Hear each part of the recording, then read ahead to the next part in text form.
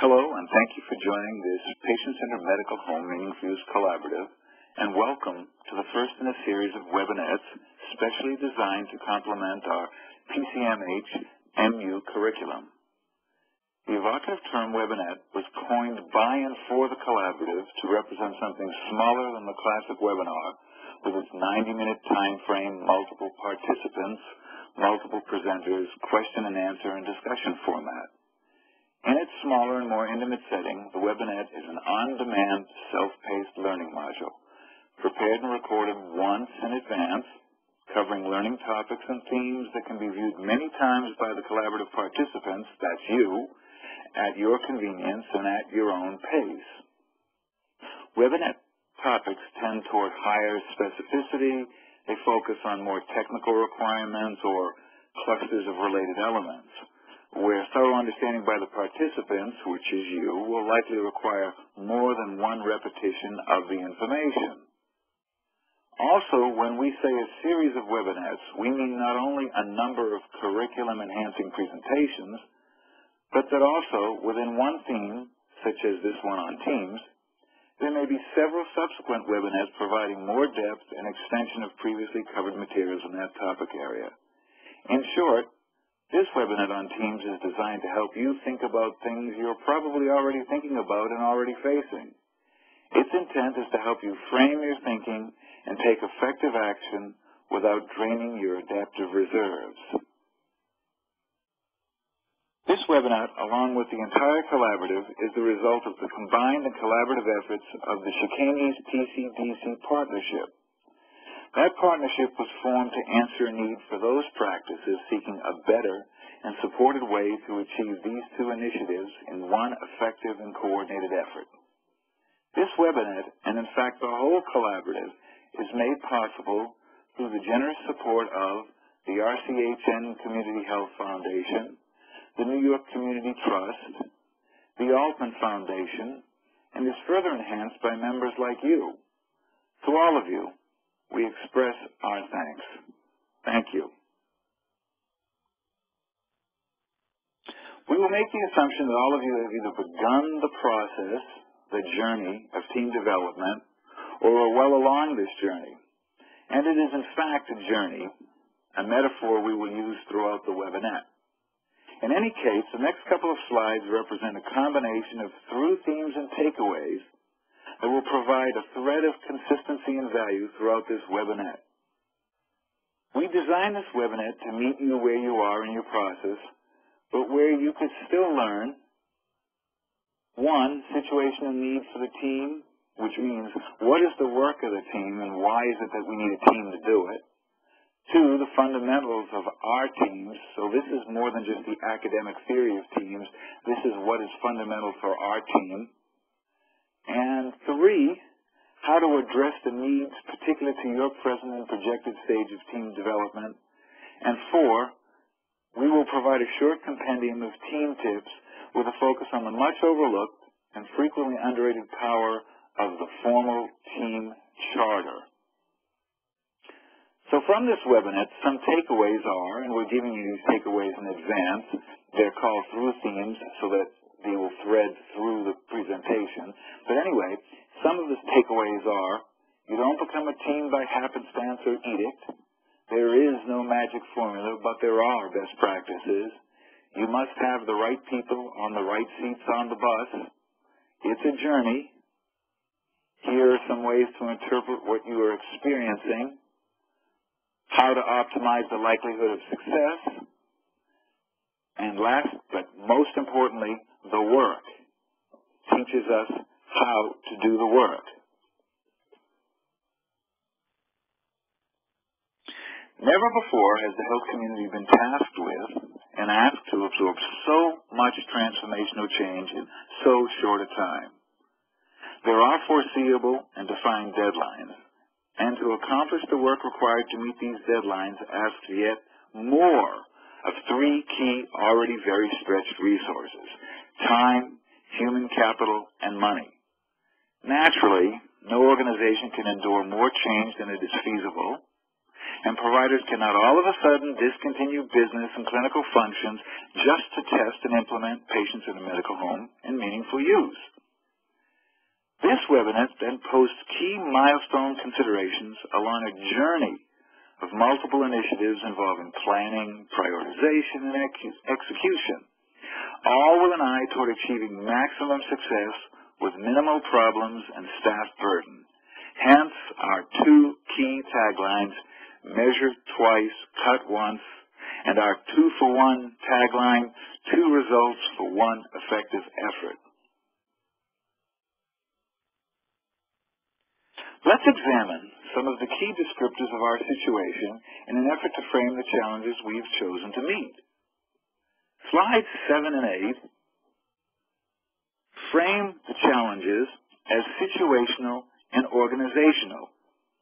Framed in this way, it allows us, in the following sections, to examine the work and skills required for our team in this work.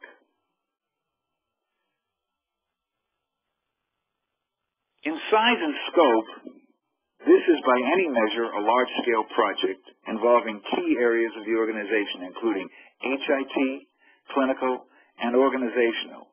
And by that, we particularly mean administrative, structural, and financial. The impact cannot be underestimated, as it will produce a high likelihood of extensive workflow redesign across the organization for an extended period of time, which means you are building a team for a project that will become a program. I like to repeat that because it's so important. You are building a team for a project that will become a program whose every aspect touches every department of the practice in some way. Given that time is an important consideration, what about time for this project? This is a project occurring in a 2 to 6 year time frame.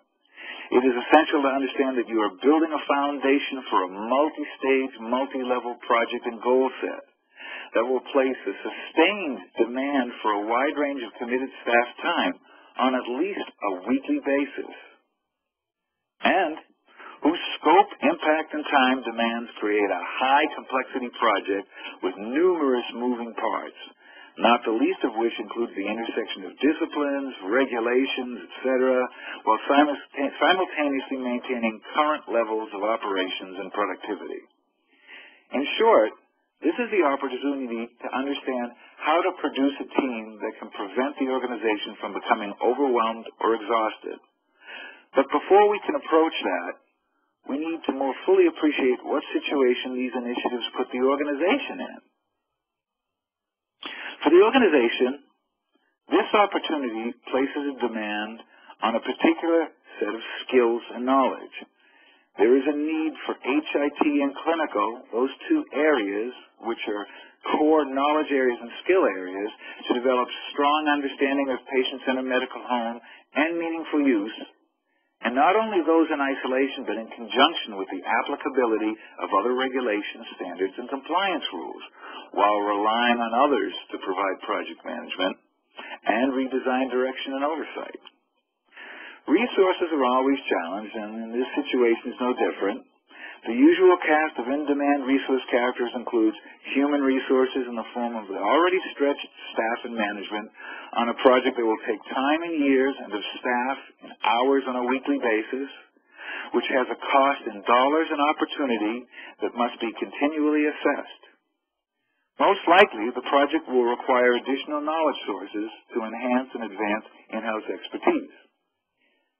The supreme act of coordination lies in maintaining current levels of productivity in the face of the ever-present competing priorities that will challenge the staff, the providers, and the overall practice, which points to a need for support from local, state, and federal agencies, organizational leadership, which is essential, a key essential. The project doesn't move without leadership support, support from your EMR and technology vendors, and from the resources this collaborative provides.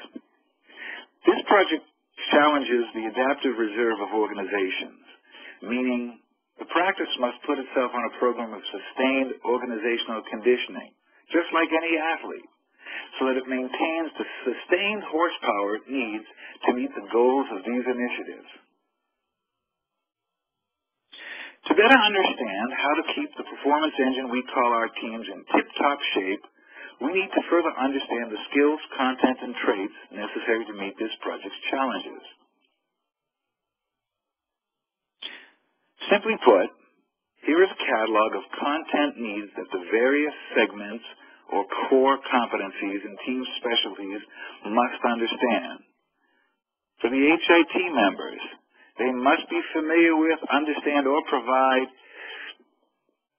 knowledge and support in the areas of technology around networking, health information exchange. They must know and understand applications like the electronic medical record and practice management systems, patient portals, etc. They must understand data, most importantly in the areas of integrity. They must understand reporting. They must be intimate with meaningful use criteria. They must know the IHIT standards and other standards floating around these two initiatives, and they must have a thorough understanding of security and privacy. For those in the clinical area, they must be familiar with, understand, or provide case management, care coordination, clinical decision-making, patient experience, results value setting, which is a little bit different from just interpreting the results because you must define them in the technologies. Patient-centered medical home must be intimate, medication management, and longitudinal patient information. From the organizational side, they must be a group familiar with, understand, or provide workflow analysis, gap analysis, redesign. I must reiterate here, senior leadership and support is vital. Without it, the project doesn't go. Team charter development. They must understand the intricacies of return on investment versus cost effectiveness, and they must be able to provide strategy. Project managers, the key driver, must provide change management planning, milestones, task monitoring, and work quality. After reading this list, the team should assess where it is strong and where it needs strengthening. This list, if anything, serves as a SWOT analysis to look at your strengths, your weaknesses, your opportunities, and your threats. And now, to understand the traits and skills most useful in each area, successful HIT performers usually know or are analytical. They know standards translation. They're systems troubleshooters. They know technical policy and procedure. They should be thoroughly familiar and capable of their skill sets in the technology lifecycle, especially around the areas of readiness, implementation, effective use, and vendor relations. Clinical performers usually know or are medical masters. They understand patient interaction. They should be clinical documenters, results interpreters, and they should know how to adopt and lead the organization in adopting the application to the work. The organization and administrative performers are decision makers. They're enlarging, they're enthusiastic, they're communicative. There's a lot of team coordination coming from that area, goal alignment and congruence. They're resource allocators, and they provide policy and procedure. While the project manager specific traits involve coordination, they're drivers, they're monitors, evaluators, they're task coordinators, not like the organizational administrative side, but similar, they're resource managers.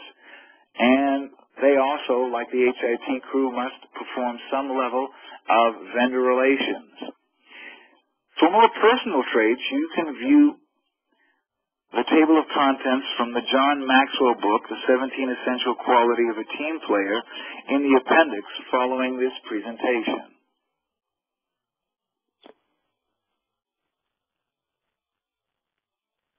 This project, then, and this summary, is a team effort because There's too much work to do for one person, both in scope and skill range. The time frame is long-term. It's 3 stages, 3 levels over 2 to 6 years. It requires multiple perspectives, it's multidisciplinary, and the work requires massive coordination. Given this breakpoint summary, just how ready are we to take on this project? Certainly we have already started and we plan to continue. But we must be aware that the best teams constantly assess and tune up. They grow to meet and make their successes by continually understanding their levels of readiness. Let's see if we can figure out where our team is in its development. Through this placement work, we can self-assess and condition the team. Let's start with why do teams have such difficulty organizing themselves in organizations? Or what are the pitfalls and potholes along the road? Let's take a quick look at 6 classic team problems. Problem 1. Staff and management lack shared values, and within the team are conflicting styles. Simply put, the solution is alignment and goal congruence. For the conflicting styles, establish a conflict resolution process. Problem 2, uneven sharing of work. Someone has more tasks than someone else. While every team has its doers and watchers, a way to balance the work involves work distribution based on time, skill, attitude, and developed work processes. Also, matching the right team or person to the right situation harkens back to Jim Collins' Good to Great book, where he says, put the right people in the right seats on the bus. This goes a long way to load balancing. The next 2 problems involve direction. Either we don't know where we're going because direction wasn't well established, or we know where we're going, but we keep getting lost along the way.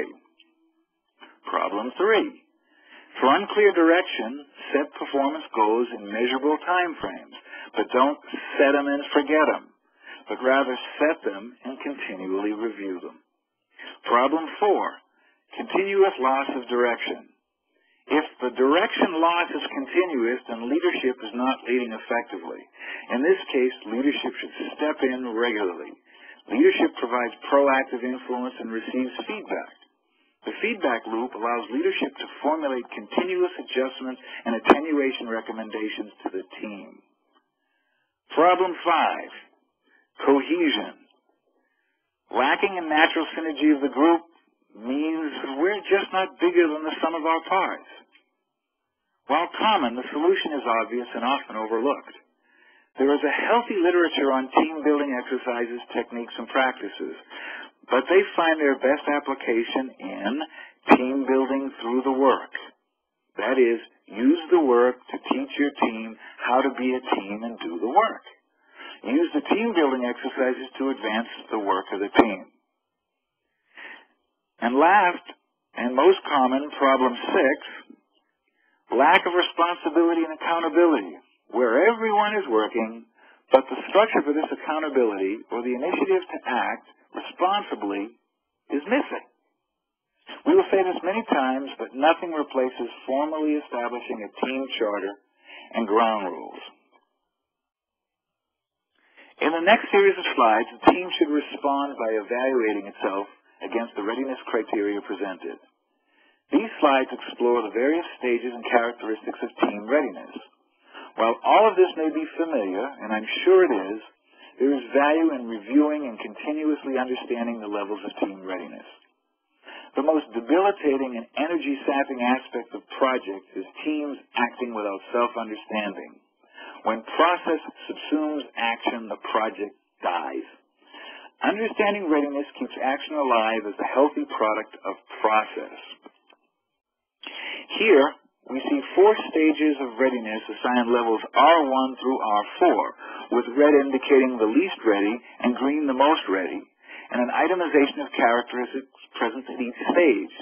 You can read these at your own pace, but notice how they trend. For example, in R1, the team is not performing up to expectation because they are unclear or unskilled. But as they proceed through readiness level R2 through R4, they have grown receptive in R2 and have advanced to soliciting input by R3, and finally by R4 have developed confidence and expertise to nearly autonomously achieve results while keeping leadership informed. In this view, the 4 stages of readiness, we appreciate a pictorial orientation toward the goals at each stage of readiness. This slide also shows us an overall progression from chaos to ordered self-management. And fading smoothly into a labeling of the pictorial representation's goal orientation, we can further appreciate the picture labels. See here, pick up sticks, coming around, coming together, and acting as one. And the forming, storming, norming, and performing stage titles along with brief set of characterizations for each stage. You can look at these at your leisure, but you can see again it follows the line from chaos to very well-structured order. Team formation requires guidance and leadership input. Teams just don't happen. At each stage,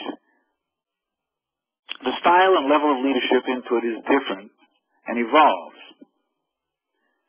At R1, which is the lowest level of readiness, the leader heads basically what is a regiment depicted by rows and columns where his chief function is defining and telling. At readiness level 2, the regimentation is given away to a team circle with a leader moving from the head to the center where the leader is clarifying and selling. By readiness level 3, the leader moves from the center and has morphed into the role of involving and participating.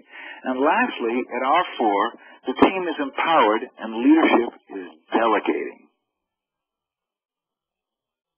Given the context of situation, content, and skills requirements, and an understanding of where your team stands in regard to its readiness, what are some of the things we could be doing right now to establish a firm team foundation, if that's what you're doing, or to advance the team's evolution?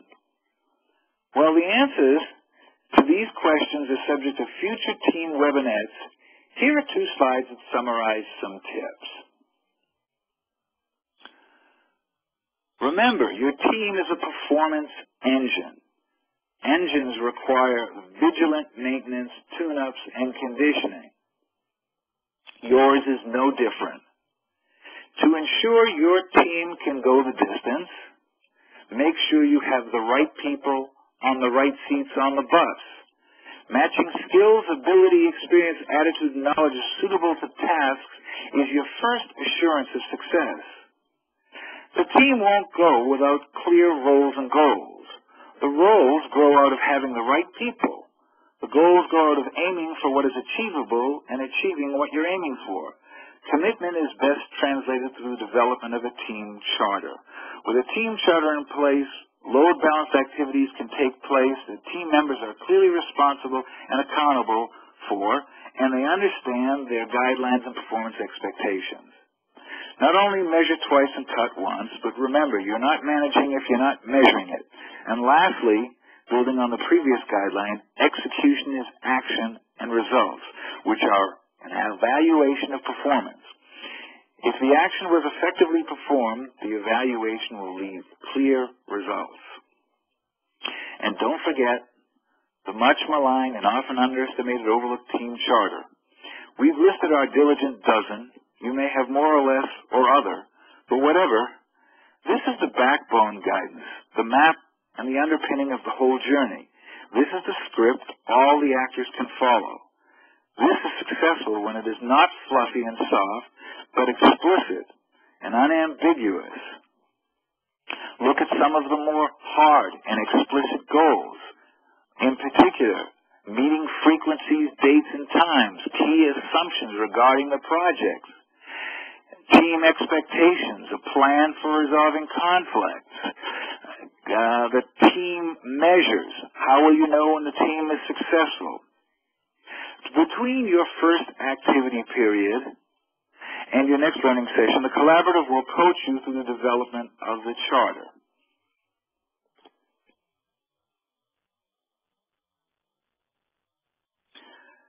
recap, this has been a very brief starter. What you need to know, who you need to know, what you need to do to be successful on this journey.